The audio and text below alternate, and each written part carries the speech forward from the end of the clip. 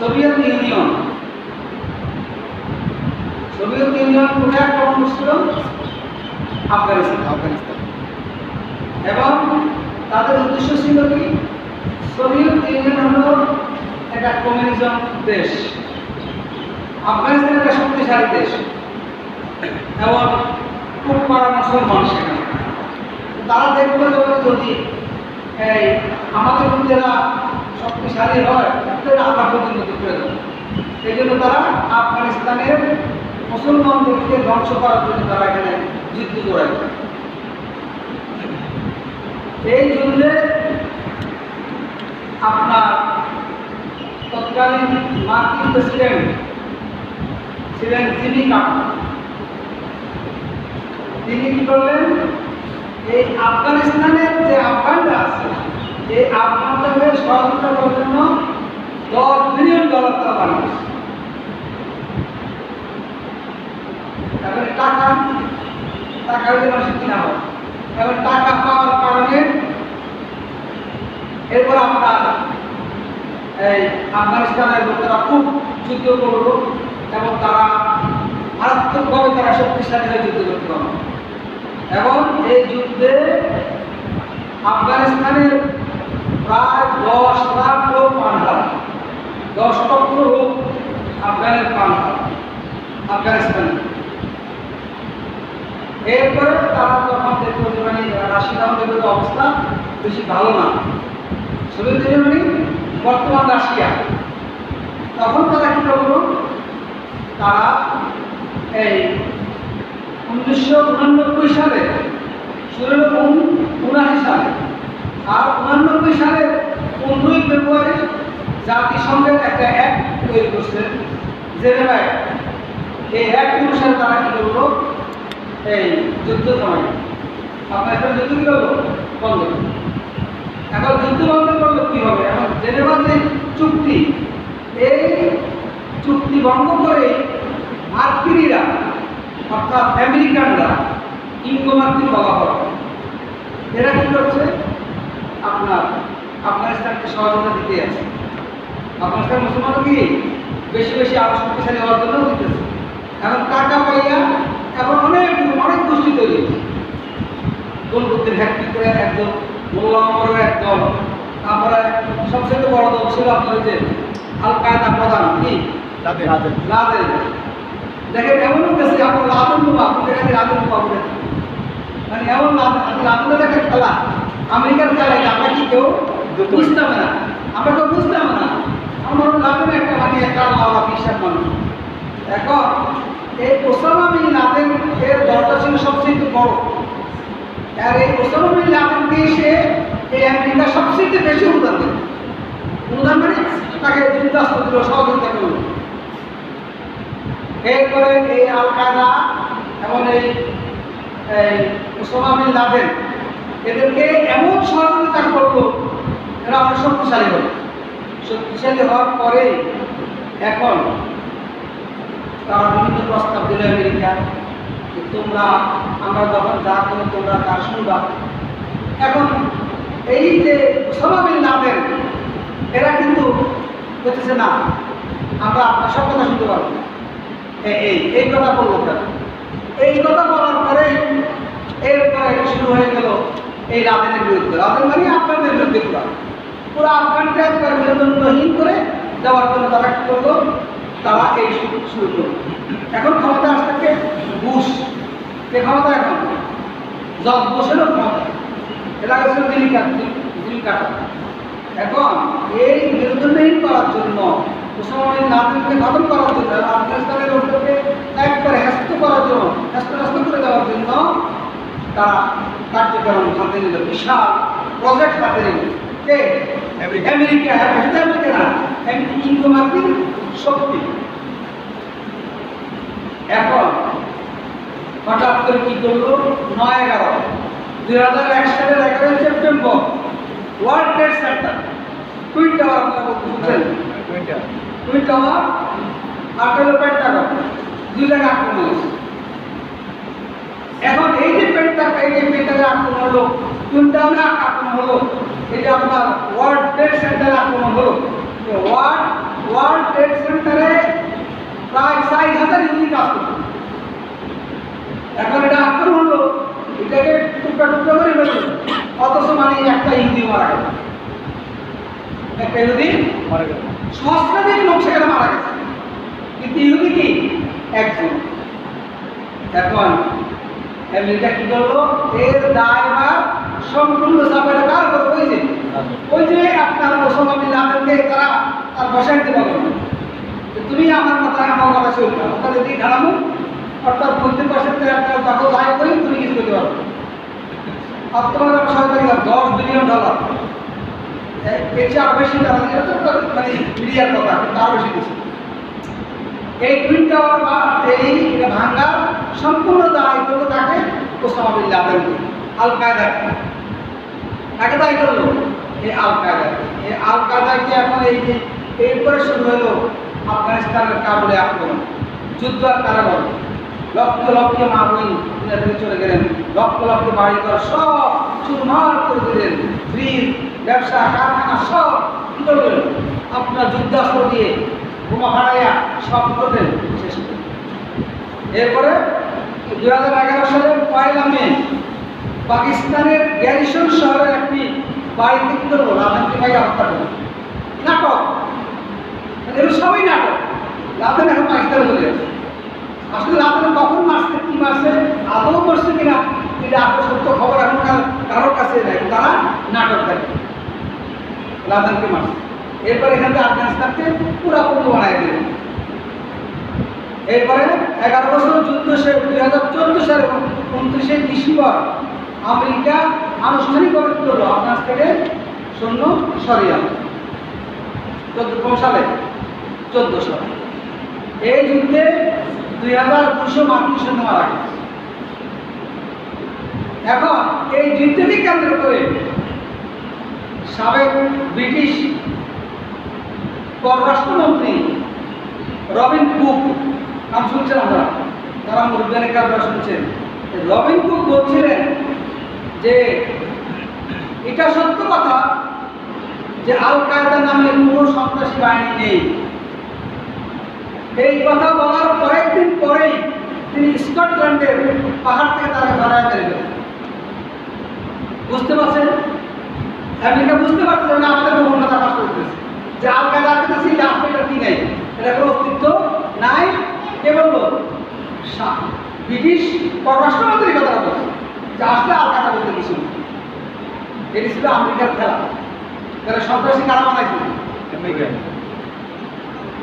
এরপর দেখেন এই বক্তব্য প্রদানের কয়েকদিন পরে গেল স্কটল্যান্ডে তাকে কি করবো, হত্যা করা হলো, পাহাড় থেকে ফেলা যায়।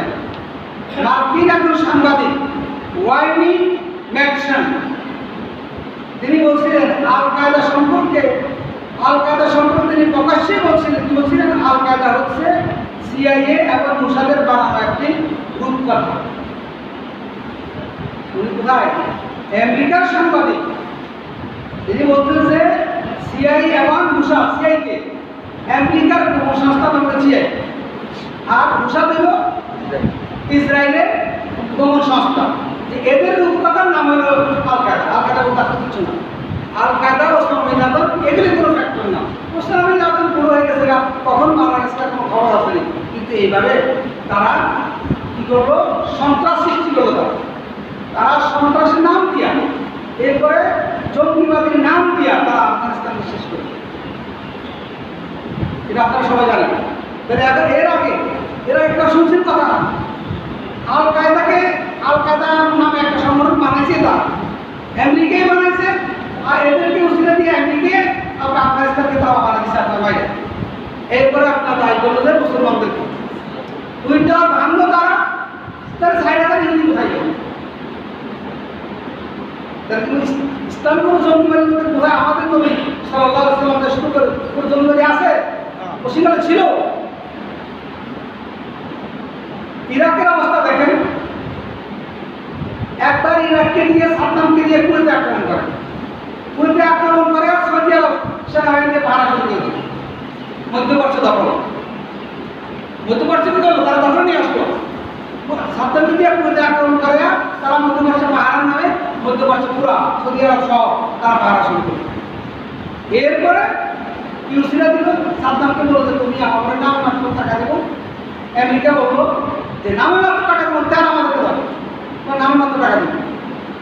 সাদ্দামের কথা মানে নেই যে নামে মাত্র টাকা দিবেন, টাকা দিবেন আমি যত টাকা তেল দিবেন তত টাকা দিবেন। এটা ছিল সাদ্দামের কথা, কিন্তু আমেরিকার কথা ছিল না, আমরা নামে মাত্র টাকা দেবো, তুমি ব্যবস্থা দিয়ে দিবা, বাস তুমি আমাকে তেল দিয়ে দিবে। এই কথা না মানার কারণে তারা আবার শুরু করল 2003 সালের 20 মার্চ কি তারা ঘোষণা দিল যে সাদ্দামের কাছে জীবাণু অস্ত্র আছে, ঠিক আছে, মারাত্মক ভয়ঙ্কর জীবাণু অস্ত্র বানাইছে কে? সাদ্দাম। এই কথা বলে তারা কি করলো, সারা বিশ্বকে মিডিয়াকে প্রচার করে দিল সাদ্দামের কাছে জীবাণু অস্ত্র আছে। এরপরে তারা 2003 সালের 20 মার্চ আপনার ইরাক থেকে তারা এরপরে আক্রমণ শুরু করলো, ইরাককে একটা ধারা বানাই দিচ্ছে, জায়গায় জায়গায় বোম্বিং করিয়া।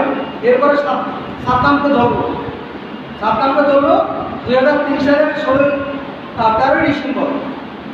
আর এই সাদ্দামকে ফাঁসি দিল 2006 সালের 30 ডিসেম্বর সকাল 6টা। সেদিন ছিল ঈদের দিন। কিসের দিন ছিল? ঈদের দিন ছিল। সাদ্দামকে ফাঁসি লাগায়। আর এদিকে ইরাকের সমস্ত কিছু সব তাকে বাস খাওয়া শেষ, খাইয়ে তারা সব নিয়ে গেল। এরপরে পুতুল সরকার বসাইয়া ইরাকের সাদ্দামকে কি করলো, আপনার ফাঁসিও দিল, সব করলো। কিন্তু এই যে লাখ ইরাকি মারলো, লক্ষে ইরাকি হত্যা করলো, লক্ষে ইরাকি মুসলমানকে হত্যা করলো। কিন্তু সর্বশেষ তারা বলতেছে, যখন তারা সেনাবাহিনী বলছে আসলে মরণাস্ত্র যে বানাইছে, জীবাণু অস্ত্র বানাইছে, এটা আসলে ঘটনা সত্য ছিল। এটা আমরা আমাদের দেখি, আমরা কিছু পাইনি। কথা শুনছেন? লক্ষে মানুষকে হত্যা করে এখন তুমি বলো যে আসলে আমরা সত্য পাইনি, মরণাস্ত্র সত্য আমরা পাইনি। তোমরা এই যে লক্ষ মানুষের হত্যা করবে, এটা যাইবে কি? এই যে লক্ষ মানুষকে হত্যা করলাম এবং পৃথিবীর একজন মানুষ দাঁড়াইল না, একটা রাষ্ট্র দাঁড়াইল না যে মানবতা বিরোধী রাজনীতি মামলা করি। আন্তর্জাতিক আদালতে এই ঘুষের বিরুদ্ধে একটা মামলা করি, এই মামলা পর্যন্ত করেন। লক্ষ মানুষকে হত্যা করা হলো। ইরাকের তেল স্বর্ণ যা আছে চুরি করে সব নিয়ে গেল তারা।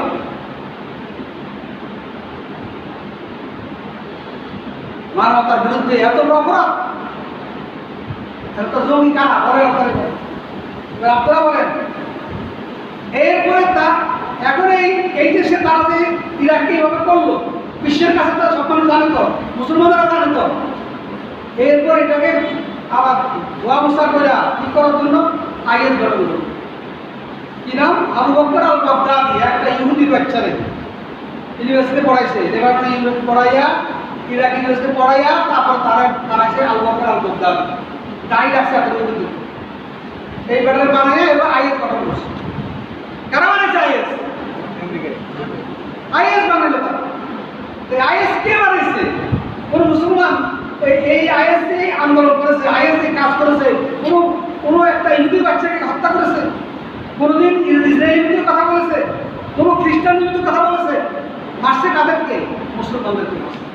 আর এই ভাগে মুসলমানদের এই ইরাক, সিরিয়া, লেবাননের যত তেল স্বর্ণ যা আছে আইএস নাম দিয়া ওগুলো ঘুরাইছে, আর এখানে সব নেই। আইএস না এসে আইএস কোথায় এখন বলেন? এদের বিচার করো। আইএস বানিয়েছে, আইএসের বিচার নাই করো। আইএসকে তোমরা ফাঁসির কাজটা লাগাও, ফাঁসিকে দেখাও যে আইএস একটা সন্ত্রাসী দল। আমরা সবাই দাবি করি তোমরা তাদের ফাঁসি লাগাও। ওই আইএসটা খুঁজে পাওয়া যাচ্ছে না। এটা কারা চালাইছে? এই সব ছিল আমেরিকা এবং ইহুদিদের চক্রান্ত, মুসলমানদেরকে ধ্বংস করার জন্য। অতএব এই যত সন্ত্রাসী গ্রুপ তৈরি করেছে, সমস্ত সন্ত্রাসী গ্রুপ বানাইছে আমেরিকা এবং ইহুদি, অর্থাৎ ইসরায়েলের চক্রে পড়া। এবং এই যে আপনার আমেরিকা, ইঙ্গো মার্কিনেরা আপনার এই ঘটনাগুলো বলে, সমস্ত এই সন্ত্রাসী বাহিনী, জঙ্গি বাহিনী একটু বানাইছে তারা। আর বানাইয়া মুসলমানদেরকে বানাবেন বলেন। আপনার ঘরে চোর ঢুকছে, আপনি যদি চোর কম তাহলে আপনার জঙ্গি বানান। আপনার ঘরে ডাকাই ঢুকছে, আপনার ঘরে ডাকাই তাহলে আপনার ঘরে জঙ্গি হইল। এটাই পৃথিবীর নিয়ম। আজকে ইসলামের মধ্যে জঙ্গিবাদের কোনো অস্তিত্বই নেই। যদি কোনো মুসলমান মনে করে যে মানে আমি বোমা ফুরাইয়া ইসলাম কায়েম করতে, সে মিথ্যার মধ্যে আছে। যেটা ওই আদালত পালনকে বোমা ফুরাইয়া ইসলাম কায়েম করে, এগুলো সব ছিল ওদেরই রিমোট কন্ট্রোল কাটাতে ছিল। এই সমস্ত জঙ্গিদের রিমোট কন্ট্রোল আমেরিকা। জঙ্গিবাদী কাজ যারা করে তারা রিমোট কন্ট্রোল থাকে বোধ করায় আমেরিকা। এইভাবে সারা বিশ্বে মুসলমানদেরকে জঙ্গি বানায়। দেখেন ভারতের মহাত্মা গান্ধী অহিংস যে আপনার আন্দোলন, এই অহিংস আন্দোলন দেখেন ব্রিটিশ বিরোধী স্বাধীনতা ব্রিটিশ ভারত মহাদেশকে স্বাধীন করার জন্য যে আন্দোলন হয়েছে, সেই আন্দোলনে এখন ওই যে মহাত্মা গান্ধী যে অহিংস আন্দোলন করছে, যারা এখানে যোগদান করছে ব্রিটিশরা তাদেরকে করতেছে, তারা হলো কি, তারা স্বাধীনতার সপক্ষে শুরু, তাদেরকে ভালো বলছে। আর ভারতবাসী বলছে তারাই কি, তারাই আসলে মূলত আসল দেশের যারা এর বিরোধিতা করছে তাদেরকে কথা বুঝতে পারলাম। অর্থাৎ মহাত্মা গান্ধী যে অহিংস আন্দোলন শুরু করছে সে ছিল তাদের পক্ষে, ব্রিটিশদের পক্ষে। এই জন্য ব্রিটিশরা যারা অহিংস আন্দোলন যোগদান করছে তাদেরকে বলছে মুক্তিযোদ্ধা, আর যারা অহিংস আন্দোলন করে নাই তাদের বিরুদ্ধে কি করছে, সন্ত্রাসী আখ্যায় দিচ্ছে। অর্থাৎ ব্রিটিশদের বিরোধিতা করলেই আপনি সন্ত্রাসী, আর তাদের পক্ষের আন্দোলন করলে কি আপনি তাদের জন্য ভালো। কথা বোঝাচ্ছে?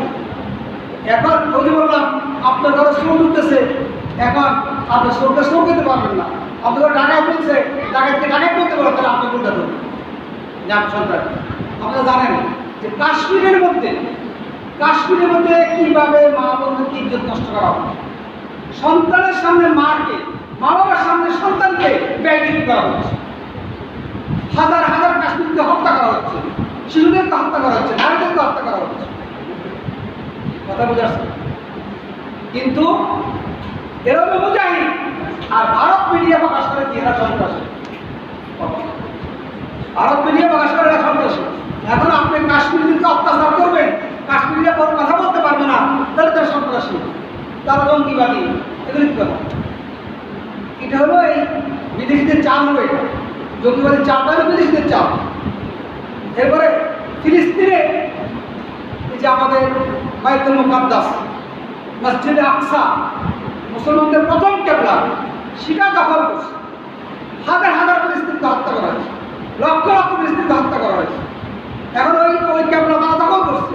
এখন আপনি কথা বললেই আপনি সন্ত্রাসী, আর তারা ভালো, তারা আনন্দ জন্মেই খাবে, তারা ভালো, তার সন্ত্রাসী। এটা হলো কি, এই মিডিয়া কি করতেছে? এভাবে দেখা গেছে আমাদের টাকায় যে স্পেনে মুসলমানেরা 800 বছর শাসন করছে। কোথায়? স্পেনে 800 বছর শাসন করছে। এই 800 বছরে কেউ বলতে পারবে না যে মুসলমানেরা কোনোদিন একটা খ্রিস্টান দিয়ে আঘাত করেছে, অথবা কোনো খ্রিস্টানকে জড়িত ধরে মুসলমান। কিন্তু মুসলমানেরা দাওয়াতি কাজ না করার কারণে যখন ক্রুসেডরা স্পেন দখল করলো, মুসলমানেরা দাওয়াতি কাজ না করার কারণে, আল্লাহ দিনের দাওয়াত জারি না দেওয়ার কারণে ক্রুসেডরা স্পেন দখল করলো। এরপর দেখেন এই ক্রুসেডরা মুসলমানদেরকে প্রকাশ্যে আযান করে দিতে দেন। আর 800 বছর মুসলমানরা শাসন করছে, যারা খ্রিস্টান তারা তাদের ধর্ম পালন করছে, যারা ইয়াহুদি তারা তাদের ধর্ম পালন করছে, যারা হিন্দু তারা তাদের ধর্ম পালন করছে। মুসলমানরা কিছুই পারে না 800 বছরে। আর যখনই ক্রুসেডরা দখল করলো স্পেনকে, তখন মুসলমানদেরকে আযান দিতে দেয়, মুসলমানদেরকে জাহাজে ঢুকাইয়া সমুদ্রে নিয়ে আগুন লাগাই দিয়া মুসলমানকে হত্যা করছে। নাম দিচ্ছে এপ্রিল ফুল, নাম হচ্ছে কি এপ্রিল ফুল। আর আমরা এই এপ্রিল ফুল পালন করে কি সুন্দর করে। এপ্রিল ফুল মানে কি? এপ্রিলের বোকা। অর্থাৎ ওই সময় ওই 1 তারিখে, এপ্রিল মাসে 1 তারিখে মুসলমানদেরকে জাহাজে উঠাইয়া আগুন জ্বালাইয়া পোড়াইছে। এটা হলো এপ্রিল ফুল। আর আমরা এই দিনটি পালন করি কিভাবে? মানুষকে বোকা বানায়, মিথ্যা কথা বলে। আরব দেশে মুসলমানেরা 1400 বছর শাসন করছে। কত বছর? একটা উদাহরণ দেখেন, যে একটা কাহিনী দেখান, একটা ঘটনা দেখেন যে মুসলমানরা এই 1400 বছরে কোনো ইহুদির গায়ে হাত তুলেছে, অথবা কোনো খ্রিস্টান গায়ে হাত তুলেছে, অথবা কোনো হিন্দু গায়ে হাত তুলেছে, এটা আপনারা বলতে পারবেন। এখন সন্ত্রাসী কারা বলো? মুসলমানদের সন্ত্রাসী ছিল। এরপরে এই 1400 বছর দেখা গেছে কপটিক খ্রিস্টান অর্থাৎ বংশগত খ্রিস্টান ছিল কত? প্রায় 1.5 কোটির মতো। 1.5 কোটি আপনার বংশগত খ্রিস্টান ছিল তখন।